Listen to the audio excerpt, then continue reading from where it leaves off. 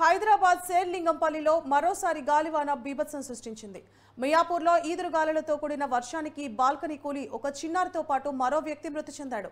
సాయినగర్లో గాలివాన బీభత్సానికి ఇంటి బాల్కనీ కూలి పక్కనే ఉన్న రేకుల ఇంటిపై పడింది.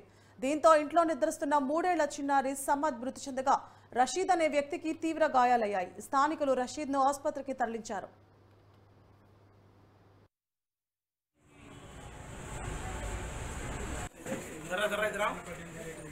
एक मिनट जरा इधर आ भैया ये भी मैं छिका भी होगा मेरे ख्याल से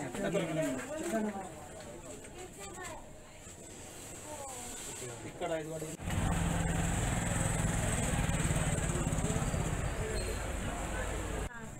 नीचे ओके